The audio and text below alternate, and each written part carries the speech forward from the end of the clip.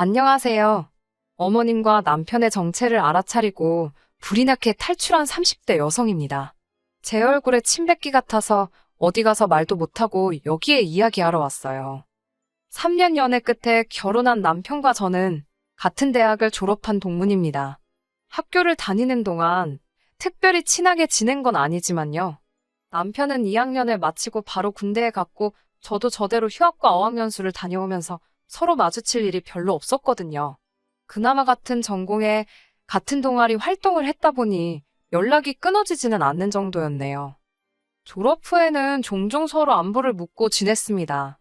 하지만 아무래도 딱히 이야깃거리가 없다 보니 대화라고 부를 수준은 못 되었네요. 그러다 남편이 제가 다니는 회사 근처로 이직을 해오면서 갑자기 연락의 빈도수가 잦아졌습니다. 주로 맛집에 대한 이야기였지만요. 그러다 언젠가 남편이 기가 막힌 맥주집을 발견했다며 자기가 살 테니 나오라고 하더라고요. 사실 맥주는 핑계 같았지만 저도 남편이 어떻게 변했을지 궁금하기도 했고 왠지 설레던걸요. 그리고 그날을 계기로 저희는 빠르게 가까워졌습니다. 얼마 지나지 않아 결혼을 전제로 사귀는 사이가 되었고 1년의 교제 끝에 결혼까지 하게 되었으니까요. 정말이지 사람 일이란 건 예상할 수가 없는 것 같네요. 대학교부터 지금까지 10년이 넘는 세월이었고 저에 대해서 누구보다 잘 아는 사람이 남편이고 남편에 대해서 누구보다 잘 아는 사람이 저라고 생각했습니다.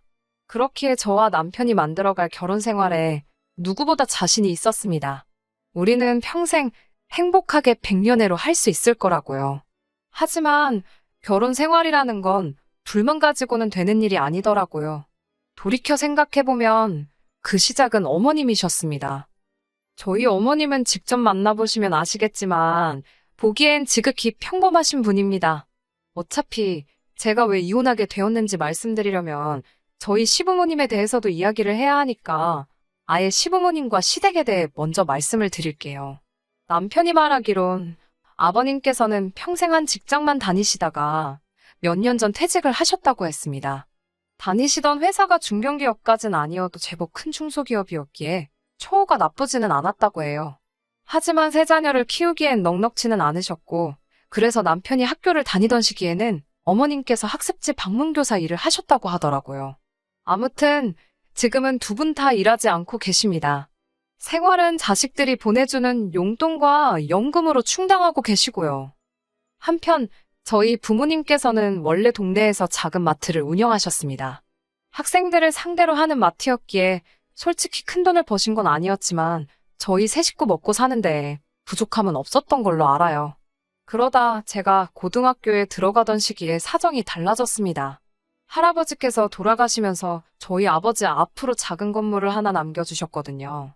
저희 아버지께선 전혀 모르고 있던 재산이라며 굉장히 놀라워하셨습니다. 할아버지께선 살아생전에 구멍난 양말은 물론이고 비닐봉지 하나 허투루 버리지 않으셨을 만큼 아끼며 사셨기에 아버지는 물론이고 저나 어머니도 지금까지 정말 감사하게 생각하고 있습니다. 아무튼 할아버지의 유산 덕분에 저희 집은 경제적으로 어느 정도 여유를 갖게 되었어요. 이후로 아버지께선 운영하시던 마트를 접으셨고 현재는 건물 관리 일을 하고 계십니다. 건물에서 나오는 세가 많지는 않지만 그래도 어머니와 아버지 두 분이서 쓸 건 쓰고 아낄 건 아끼며 사시기에 충분하다고 들었어요. 솔직히 제 재산이 아니다 보니 크게 관심을 두지 않아서 구체적인 내용은 저도 잘 모르겠네요. 이와 같이 남편과 제가 처한 상황이 조금 다르기는 했지만 그렇다고 해서 제가 남편보다 낫다, 남편이 저보다 부족하다 그런 생각은 하지 않았습니다. 말 그대로 시부모님 재산이고 친정부모님 재산이지 저희가 왈가왈부할 문제가 아니라고 여겼지요. 그저 저희 앞가림이나 잘하고 살자는 생각뿐이었지요. 돌이켜보면 상견례 자리에서부터 어머님이 보여주신 행동들은 상식적으로 이해가 되지 않았습니다. 시부모님이 생각보다 일찍 도착하셔서 먼저 룸에 들어가 계셨고 저희 부모님도 늦지 않게 도착을 하셨는데요. 저희 어머니가 룸에 딱 들어서자 여자분들은 아실 거예요. 뭐라고 해야 하나 사람을 위아래로 훑어보는 그 눈빛 있잖아요. 본능적으로 그럴 수도 있지요. 물론. 그런데 그게 아니라 정말 저희 어머니가 뭘 입고 뭘 걸쳤는지 꼼꼼히 확인하듯이 바라보시더니 그 가방이 참 예쁘다며 얼마 주고 샀냐고 물어보시는 거예요. 정말 안녕하세요. 다음에 나온 말이 가방 이야기였어요. 순간 저나 남편은 물론이고 어머님을 제외한 모두가 당황하고 말았지요. 저희 어머니께서 이걸 대답을 해야 하나 말아야 하나 싶으셨는지 이러지도 저러지도 못하고 어정쩡하게 웃고만 계셨기에 제가 너스레를 떨며 저희 아버지가 선물로 사주신 거라 어머니는 잘 모르실 거라고 대답했습니다.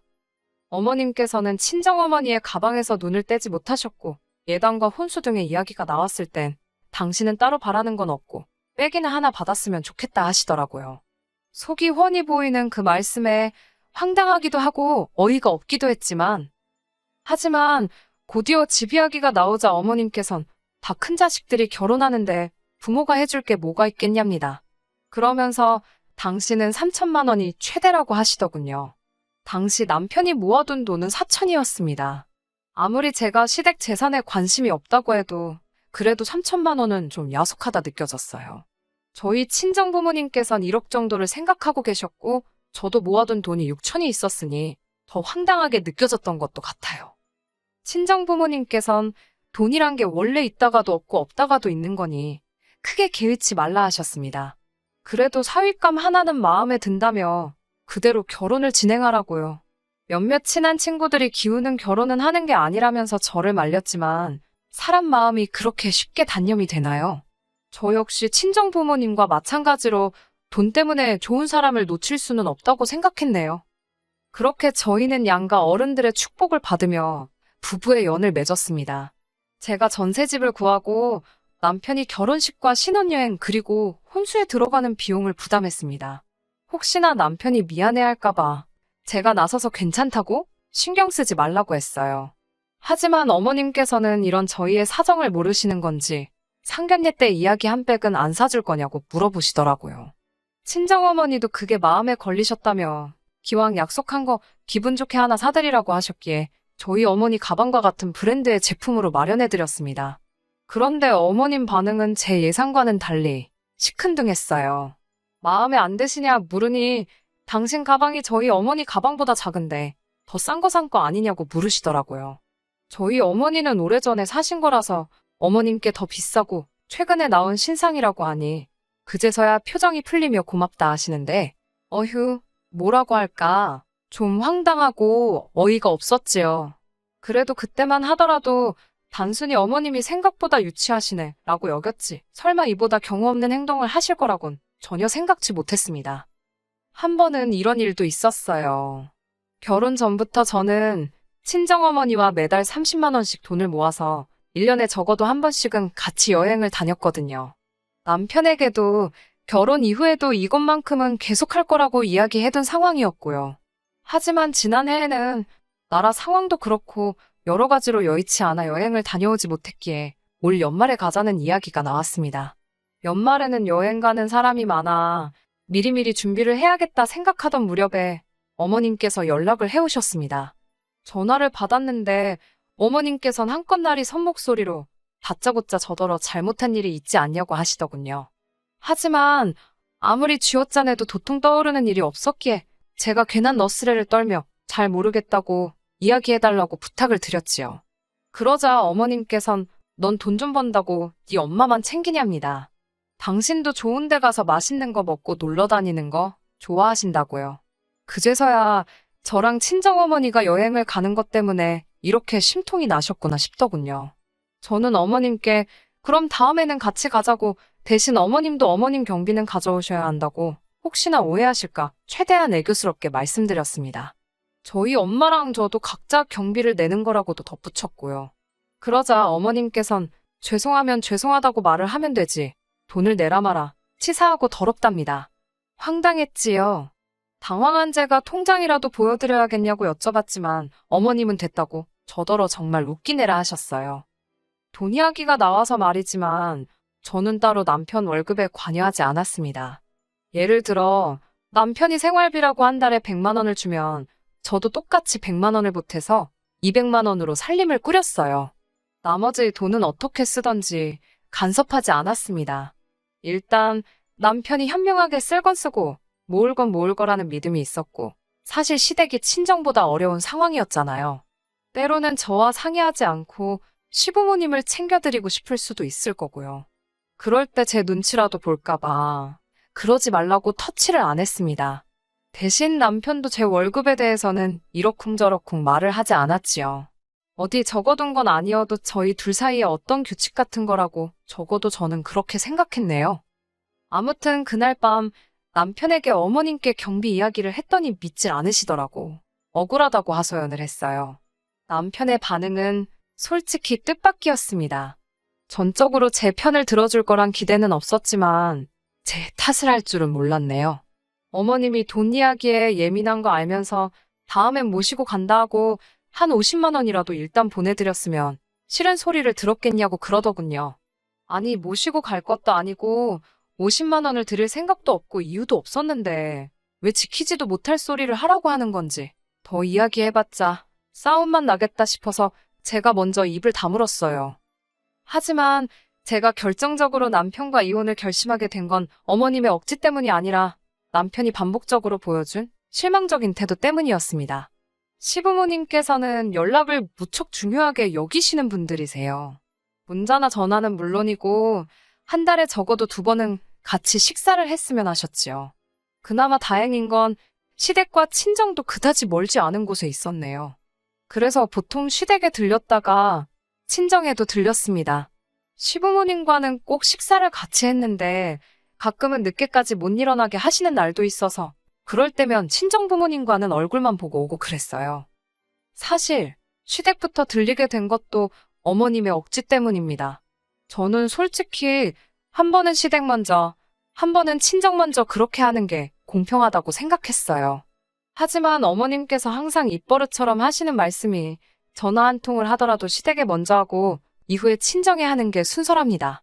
말이 나와서 말이지만 어머님이 하시는 말 한마디 한마디에 의미를 부여하기 시작하면 정말 속상하고 서운한 일이 많을 것 같아 결혼 초부터 솔직히 어느 정도 걸러듣고는 있었습니다. 아무튼 그뿐만이 아니라 어머님께서는 저희가 친정부모님과 만나면 어디에 가는지, 무엇을 먹는지, 몇 시간이나 같이 있었는지 그런 것들을 궁금해하셨습니다. 이 부분에 있어서는 어쩔 수 없이 나중엔 거짓말을 한 적도 있어요. 그도 그럴 것이 친정부모님과 외식을 하게 되면 항상 딸과 사위 몸보신 시켜주신다며 몸에 좋고 비싼 곳으로 저희를 데려가 주셨거든요. 한 번은 남편이 랍스터를 한 번도 안 먹어봤다고 해서 거길 갔었는데 그걸 알게 되신 어머님께선 좋은 걸 니들만 먹고 다니냐며 하도 서운타 하셔가지고 저희도 친정부모님이 사주셔서 먹은 거지 저희 돈으로 먹으라 했으면 아까워서 못 먹었을 텐데요. 아무튼 그래서 기껏 모시고 갔더니 맛대가리도 없다며 몇 입 드시곤 다 남기셨지요. 돈은 저희가 냈고요. 돈 이야기가 나오니까 할 이야기가 또 생각나네요. 친정부모님과 식사를 하러 가면 항상 계산을 친정부모님이 해주세요. 그래서 그날은 제가 돈을 내려고 계산할 기회만 노리고 있었지요. 친정아버지께서 화장실에 가신다고 잠시 자리를 비우셨고 그 틈에 제가 20만 원 남짓을 긁었습니다. 그러자 친정아버지께서 니들이 왜 그걸 내냐며 화를 내시더니 제 손에 기어이 50만 원을 쥐어주셨지요. 뿐만 아니라 결혼식 이후 저희는 매달 생활비의 일부로 친정엔 20만 원, 시댁엔 30만 원씩 용돈을 드리고 있었어요. 하지만 저희 결혼기념일이 돌아왔을 때 친정부모님께선 300만 원으로 그 돈을 되돌려 주셨습니다. 어디 가서 둘이 오붓한 시간이라도 보내고 오라면서요. 하지만 그 무렵 시부모님께서는 물가가 얼마나 올랐는데 아직도 30만 원이냐며 더 올려달라고 요구를 해오셨지요. 양쪽 집안 어른들을 비교하면 안 되는 거지만 저도 사람이다 보니 어쩔 수 없이 더 잘해주시는 쪽으로 마음이 기울더라고요. 그렇다고 제가 시댁을 무시하거나 업신여기지는 않았어요. 오히려 서운타 하실까봐 40만 원으로 용돈도 올려드렸고 해주시는 거 없어도 제철과일, 좋은 음식 같은 건 때때로 댁으로 보내드렸습니다. 하지만 지난달 일이 터졌습니다. 저는 지금도 왜 일이 갑자기 그렇게 된 건지 이해는 되지 않지만 그날은 저희 친정어머니께서 저희 집의 소불고기에 간장게장에 김치에 바리바리 싸우셨더라고요. 그래서 제가 너무 감사해서 20만 원 챙겨드렸습니다.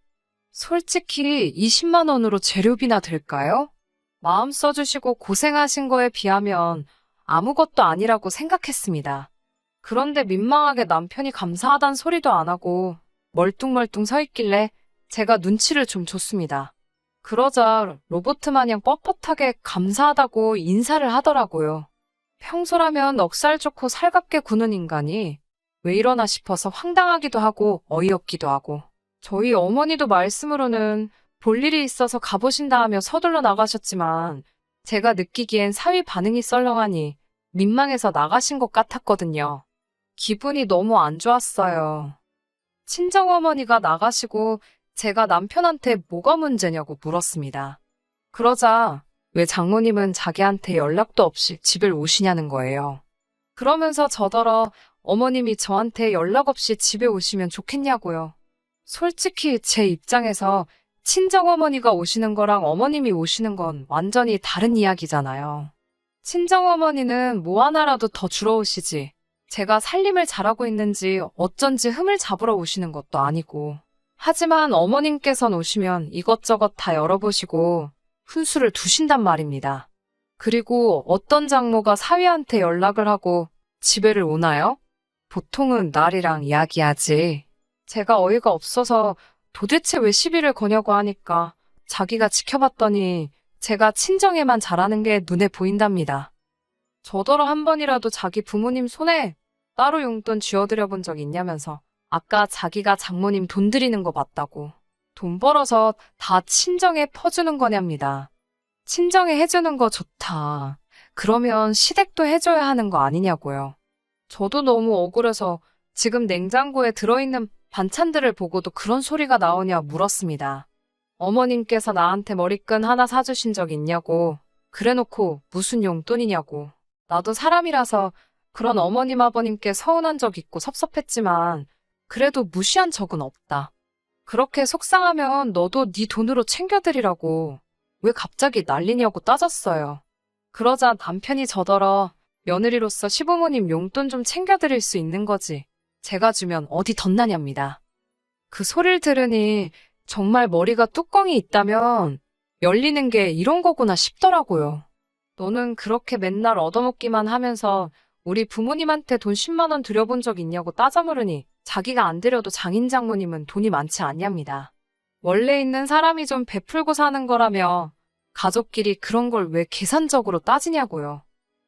눈치채셨겠지만 남편 말은 앞뒤가 전혀 맞지 않았습니다. 그 자리에서 그런 남편의 헛소리를 듣고 상대해야 하는 제 심정은 어땠겠어요?